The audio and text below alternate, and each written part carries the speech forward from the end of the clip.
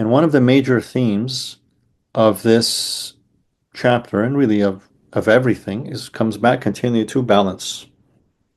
And balance being the integral component of a sirat al-mustaqim, the straight path. The goal of Islam, the goal of tasawwuf, the goal of spirituality, is to move the human being towards their potential, human potential.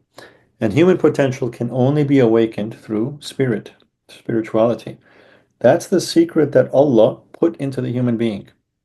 Nothing else. They talk a lot about human potential in a lot of modern personal development, but the key to human potential is spirit, and so thus spirituality. Because when Allah created the human being, He put within the human being a sacred and divine secret, the key to human potential. And it is established firmly in the Quran when He says, when I breathe into him from my spirit, Allah is saying, then he becomes established as the Khalifah of Allah on earth.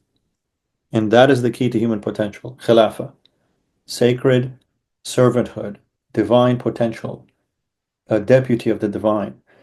That's the key to human potential. So all of spirituality is seeking to move us towards that, beyond just these sort of vegetable, mineral, ego, even human states, towards the higher capacity that is hidden and buried within the human being. This is where it's moving. This is where we should be moving forward, upward. What is it that keeps us from our potential as human beings? It's the veil of the self and the world, as the great mashayikh have said from the beginning of the time of the Prophet ﷺ, that the human being has four enemies: the self, the world, shaitan, two aspects of the lower self, nafs wa hawa.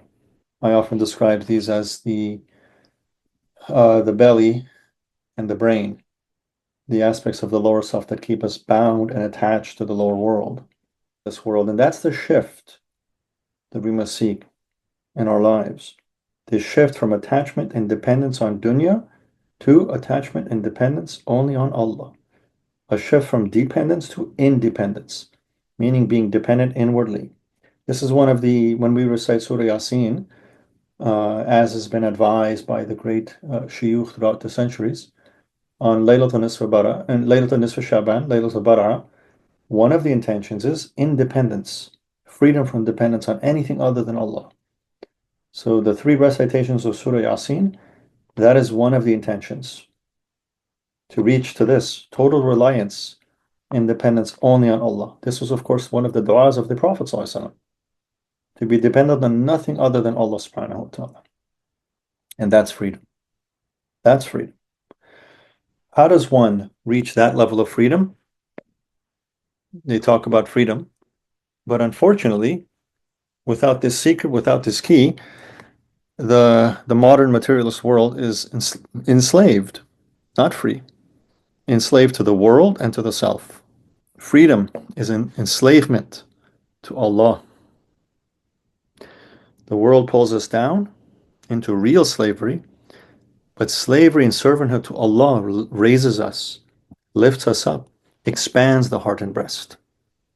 Right, as we recite in Surah Al-Nashrah, like a Sharif. Is it not Allah that expanded your breast for your chest, your heart? The world constricts the heart and soul, makes you sick, makes you depressed, makes you sad, miserable, unhappy, fearful, anxious. Allah frees the soul from all of those things. And what does it say in the Quran? We recite it when we do our dhikr. أَلَا بِذِكْرُ اللَّهِ تَطْمَئِنُّ الْقُلُوبُ. The dhikr of Allah is what brings peace and tranquility to the heart. Nothing else. Nothing else can bring peace and tranquility to the heart. No amount of money, no amount of possessions, no fame, no notoriety. All of these things actually bring greater and greater anxiety to the heart, because the more you have, the more you have to lose. It's actually more weight and more burden. It's the dhikr of Allah that brings freedom to the heart.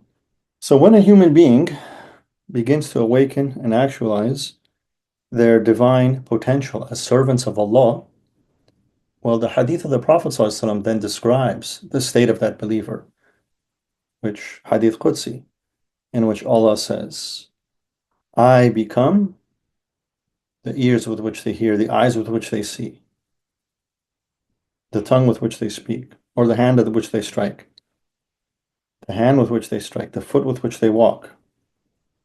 Allah Almighty is describing in Hadith Qudsi, that's the secret. That's the servant of Allah.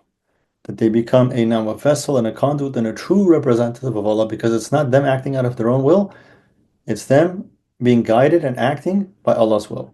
So he quotes here, Dr. Robert Frager quotes in the Quran, in which Allah says, you did not throw when you threw. Right? He's saying Moses had become an instrument through which God acted.